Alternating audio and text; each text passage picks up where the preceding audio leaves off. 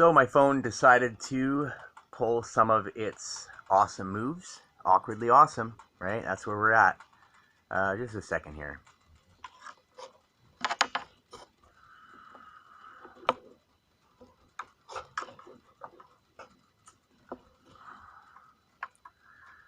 Probably going to end up with a cord hanging into the shot here sooner or later. I was saying missionary kids don't have a lot of support when they come back home. They just kind of they grow up in a completely different culture, and by that, it's like another country and also a different culture as far as their social life. The social structure that they live in. Everybody where I lived, everybody called all the adults in our lives aunt and uncle, right? There was Uncle Norman and Uncle Bob and Uncle Ted and, so on, Uncle Tim, Uncle Jim, Uncle Ken, Aunt Tracy, Aunt, and it goes on and on. Everybody was uncle and aunt, and it was like one big happy family.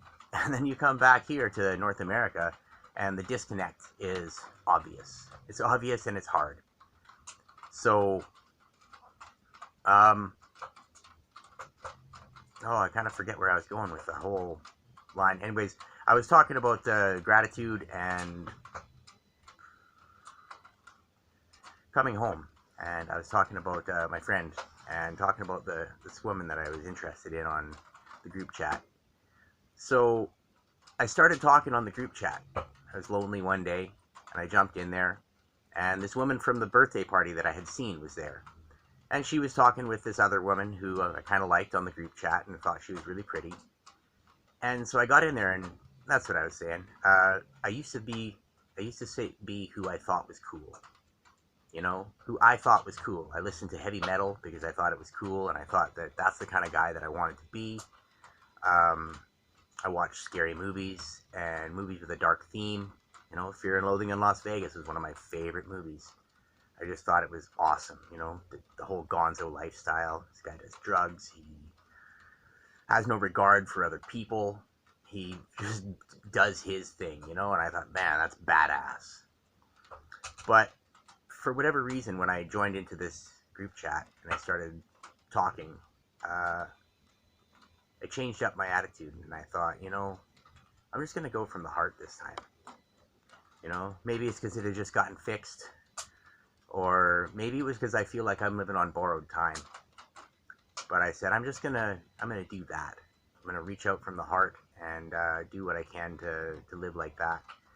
So I began to make myself very vulnerable in front of these people, and it worked. It was amazing. I was just talking to one of the women the other day, and I said, well, I was pretty vulnerable there. I kind of was doing a new thing. And she said, yeah, actually, I was a lot more vulnerable there too than I usually am. Usually I got my guard up quite a bit, and it just felt like a safe place to drop that guard and to be myself. And that's what I was doing too. I was just being myself, and I was being who I wanted to be rather than who I thought other people wanted to be. Or I was being who I am rather than who I thought other people wanted me to be, or who I wanted to be, right? I started listening to bluegrass music because I've always liked it. I like banjos. I like that high energy. I love Billy Strings. And the other people in the chat, they all responded. And I began doing what I now call my go-to move, is to dump my purse in the street and chase my lipstick into the gutter, right? Just drop all pretense of being cool and scamper. Oh, my shit! Oh, then somebody grabbed my cell phone. I gotta grab my fucking lipstick. And I say that because, guys don't normally have their pockets fall out, but I've seen so many women have to chase all their shit from their purse. And it was more like that than having a masculine moment. And it worked. Everybody just opened up. Everybody just started talking honestly and frankly about their feelings, about their hopes and their fears and everything. And I learned that this woman who I thought was pretty cute out of the group chat she was not available. But this younger woman, she was. And she lived far away from me. And so I thought, I'm going to just try to connect with her. She's funny. She's smart. She's really pretty too. But she lives so far away, there's no chance of anything getting weird. And she seemed to enjoy my company. We talked a lot, after everybody else would go to bed or check out from the group chat and live their normal lives. She and I would sit there and we'd talk for hours, hours, hours, and hours. And the hours got longer and longer. And I never really thought anything of it. I thought, well, I think, well, she had mentioned that she was coming out of a bad relationship. And I thought, well, she probably just needs a friend. And I need a friend too, so it's great that we found each other. And eventually we started talking privately, and things just kind of took off. We really, really enjoyed each other's company. And we started online dating, and, because COVID and whatever else. And I was broke. I was poor. I was on welfare, just so I could afford my meds. I'd never been on welfare before in my life. And, here I go, dumping my purse. But I needed it. I needed the welfare to afford my heart meds. And I ended up getting onto mental health meds as well. And I don't know if my mental health issues were actually, inborn. They very well could be. But they also could have been a result of just not having the emotional tools to deal with my feelings on their own terms. So we started dating, and she was going to move up here from very far away and live with me. And I got scared. I really did. Because I knew that I couldn't take care of her and her little boys on the money that I made. And so I reached out to God once again, because by this time I kind of recognized that this was something that was a thing. And I just said, God, I said, I don't know what I'm going to do. I really don't know how I'm going to support this family, because it's like instant family. I went from being, heavy drinking stoner to, prospective stepdad. And it was scary. I've been a stepdad before to other kids, in my disappointing relationships in the past. But this was different. This was something I really, really wanted to do. It wasn't just something I was going to do to get laid.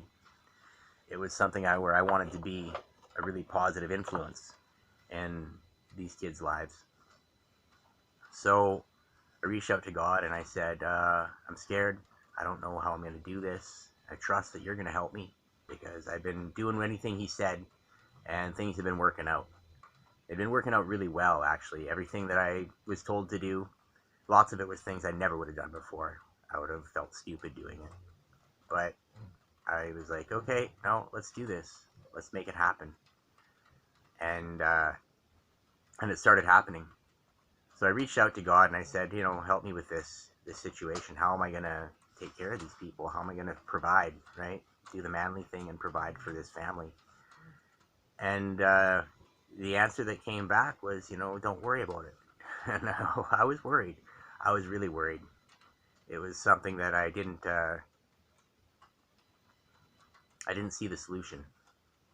And to be honest, I still sometimes don't, I know the message that God's told me, and I know the things that he said he's going to do to help me, and if I told you, you'd think I'm crazy.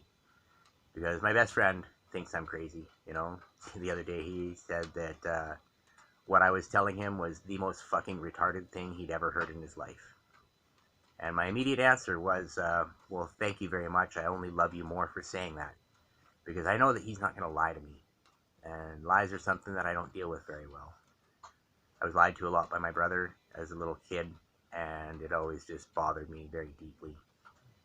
So I asked God how I was going to deal with this new situation that I found myself in. And I said, you know what, I don't know if I'm up to it. And I said, well, help turn me into the man who could not only have her, because I already had her, right? We were very, very, very passionate. I felt we were extremely close. We had been very vulnerable towards each other, kind of told each other our deepest, darkest things, as far as I knew. And I said, Help me to be the man who can have her and keep her. And I felt that God said yes. I got the strong yes back from my method of communication that it's really helped me out. And about couldn't have been more than a week and a half later, she broke up with me, and I was devastated. Um, and I think I'm going to cut the story off there. Um, we tried to be. I won't cut it off right there. We tried to be friends, and be like, okay, well, let's just hang out and talk. But there was a disconnect. There was a hard disconnect, and we haven't been speaking now for a few months. Things kind of fell apart worse and worse, and we haven't been speaking for months now. And logically speaking, she's never going to talk to me again. But I believe that God has a plan, and to this day, He still tells me that we're going to be together. And it's just to be awkwardly awesome here. I know that I look stupid and I look crazy for believing this, because all logic says I fucked it up, and I'm never going to get to hear from her ever again. But God works in mysterious ways, and my batting average on following His advice is fucking insane. Like if I was in the major leagues of baseball and someone looked at my batting average for hitting the ball when God throws it to me, it would be like 0.97, 0.96, maybe 0.92. But I mean, we're talking, like a 920 batting average is still fucking amazing, and that's kind of where it's been going for me. I don't always interpret God's will correctly, and I don't always say the right thing, awkwardly awesome. I don't always do the right thing, awkwardly awesome again. But what I have learned is every single mistake that I made, that I saw as a mistake, made me look stupid, made me feel dumb, made me look crazy even. Every single one of those things has taken me to where I needed to be rather than where I wanted to be. And I truly believe in my heart that eventually God will take me to where I want to be. And I just have to keep on doing the work, following the steps. Because I've walked off the cliff, like in the tarot, you have the Fool card, which was actually the first tarot card I ever pulled out of a deck. I reached in, I pulled out a card, like the Fool, ha ha ha, great, And but the Fool card is a card of stepping forward, taking that leap of faith, and that's what I did. Almost a year ago, April 3rd probably. That's probably when it happened. I took that leap of faith, and when I stepped out off the cliff, God put firm land underneath my foot. And I couldn't see it. It's clouds underneath me, right? It's like walking through a fog. And I took a step off the edge of the cliff, or where I thought the cliff was, and I found a step. And I took another one, and I took another one. And every time I put my foot down, God put a step underneath my foot. A rock, a branch. Sometimes it was just a chunk of ice, and it's slippery and going to fall off it or whatever else. And it led me, I could see the other side where I wanted to go. But often the trail would leave me in places that I didn't know that I had to go. But every place that I had to go, I picked something up, and I've been struggling, still alone, still single, and it's uncomfortable. But through that comfort, or through that lack of comfort, I should say, I've learned so much. And my life has just turned into this incredible spiritual adventure. And so I just like to reach out to everybody here who's watching me and encourage you to take that step. Offer yourself to the spiritual creator, the creator of this world, whatever you believe in. Even if you believe there is no God, which that's your choice. I think it's silly because I've got so much benefit from believing that there is a God, right? And a God, a creator, a divine spirit, the Most High, the ether, whatever you want to call it. You know, when I heeded the warning, or not the warning, the message, when I listened to the message that came from that part of what I could connect with, my life transformed. And at this point, I'm so far off the edge of the cliff that there's no way that I can go back. You know, I almost died, and I'm living on borrowed time, which isn't to be like all, you know, desperate and grandiose. I just mean that every day that I have is a gift that was given to me, and I'm doing my best to make the most of it. I'm trying to learn. I should probably smile more often too, eh? Because I know I got a grim look on my face all the time. But I just need to step forward and to be the best man that I can be, because I'm off the edge of the cliff now. I've walked into oblivion, and I found a path, and it's a narrow path, and it's easy to fall off the side. And if I do, so be it. That'll be God's plan too, because He isn't going to keep me alive forever. He's not going to, you know. I believe He's going to sustain me, and I believe that I have work to do, you know, things to do. These days, when somebody phones me, and any of my friends phone me, or somebody who has my number phones me, I pick up the phone and I talk to them, whatever the time it is. As long as I wake up, or as long as I am awake, I'll sit there and I will force myself to stay awake. You know, not force myself to talk to them, because I believe that I'm led to do that, you know. But it's my job now is to be grateful and to encourage other people. And whether I'm doing it alone or whether I'm doing it with somebody else, it's something that I'm dead set on doing. And I'll be here for as long as God wants me to be here.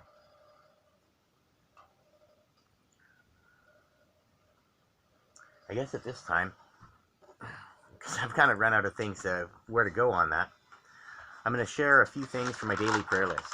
You know, because this is something that's important to me. It's something that Russell and I came up with. My buddy Russell, he's my best friend. You know, you're going to hear me talk about my best friend. And I have good friends who live around here, but Russell lives far away, and I spend the first month that I talked to him, I spent $400 in long distance bill talking to him, and he's been just an incredible encouragement. He has problems of his own, but he takes the time to listen to me with my problems, and I'm so grateful. And I'm going to pin this in the comments as well, so anybody who wants to, you know, check this prayer out and copy it for yourself or bookmark it, you can do that. But the prayer just starts: grant us hope for a positive future for ourselves and all humanity. Please give us dedication and focus for the tasks that present themselves in our lives. Help us to become fearless in the face of the challenges which arise. Grant us financial stability and security, and give us independence in our lives. Help us to develop the tools which will lead to success and balance as we move along this path. Help us to recognize and learn the lessons you have for us quickly and easily. I've learned things the hard way too many times for me to waste time doing that. I got shit to do. Grant us a closer and deeper relationship with the divine, inside and out.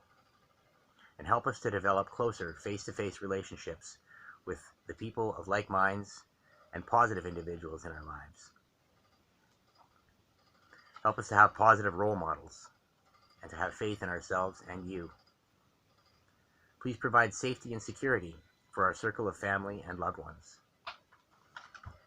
And bless the food and drink that we consume, and cause it to be the most nutritious form of sustenance that we can put into our bodies, regardless of how it was grown or what it is. You know, you don't need to eat that organic food. And I know it's better and it tastes better, and you should.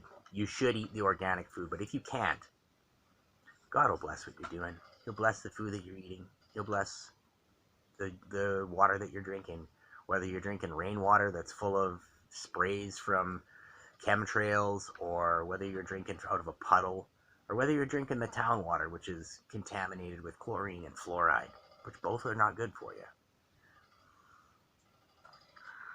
Please use us as tools within your plan. And when you use us as tools in someone else's life, I ask that you pad the striking surface, unless we are to learn from that experience also. When we encounter toxic people, please give us the ability to counteract that toxicity rather than discarding them. You know, if you're going to spread light in the world, and if you're going to share what God has given you, you can't share it only with the good people. The toxic people are the ones who probably need it the most. You know, and I don't believe what the church tells me everything about Jesus, but when I read the story of Jesus, I see a guy who went and hung out with kind of the scum of the earth sounds bad, but he hung out with the losers. He hung out with the awkwardly awesome. That's who he hung out with. He hung out with the awkwardly awesome. Help us to express ourselves with wisdom and kindness. Give us the right words to speak when words are needed, and give us silence when words are not needed. You know, when my mind goes blank these days and I'm trying to talk, I just say thank you. Thank you, God. Thank you that you took away that thing that I was going to say that probably wasn't going to be fitting. Help us to exhibit the fruits of the Spirit in all facets of our life. Give us the ability to love and forgive those who challenge us. Grant us spiritual augmentation to any saves, skills, or abilities that have ever been described in an RPG manual, appropriate to the challenges and tasks which you would have us do. I believe that me falling off the top roof, or the top floor of my house the other day, that prayer was answered. You know, I was so fast and so strong, and I've always been pretty quick and agile and strong, but the way I reacted in exactly the perfect fashion was God. It really was. You know, my foot slipped, I tipped the wrong way, and I just did exactly the right thing in that moment. It happened to my mom the other day too. She fell off a chair while she was going to put up a blanket or something across the window, because it's been really cold here. And she fell and she hit the ground. And I pray for this for everybody on my prayer list. I got 100 plus people I pray for every single day. And my mom's one of them. And she fell off the chair, and she thought, oh, well, I'll just try to twist in midair and land like a cat. And she did not. She fell about 4 feet, and she hit the edge of the bed and rolled off and hit the ground. Or she clipped the bed, and it made her fall awkwardly, and she hit the ground on her side, and she said she heard a crunch. She just felt instant pain. And you know what? She didn't get injured at all. She had a little bit of stiffness later on, and that was it. Next thing here is to help us to have compassion for those who have wronged us, and let us have empathy for the struggles which brought them to such a dark place that they would behave like that. Help us to listen when others are speaking, and to give thoughtful responses rooted in your wisdom and love.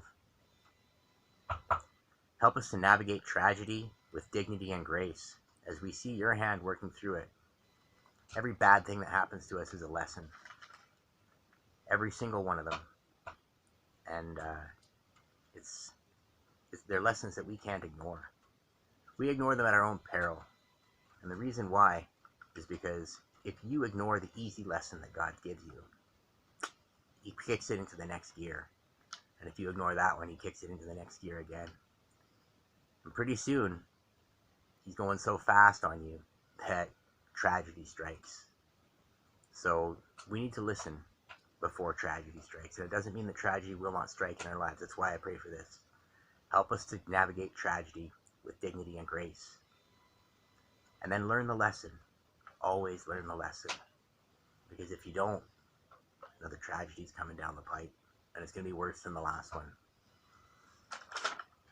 The last thing I ask for is give us the fire inside to sustain us, and the steel which will contain that fire, so that it does not consume that which we love.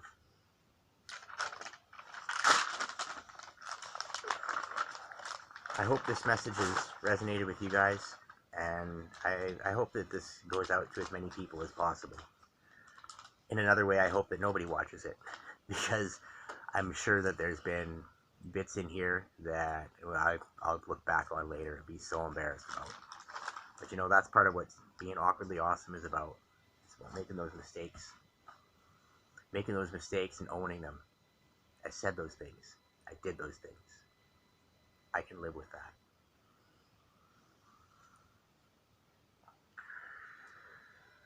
So at this time, I just want to make sure that all of you know that God loves you and I love you, no matter who you are, no matter if you've ever done me wrong. That's what I've been led to do. I've been led to love and to bring light into this world. And I'm just going to do my very best to do that. So on that, I'm gonna check out here, and not in a permanent way. I hope to see you all soon. Oh, awkwardly awesome. Can't find the button.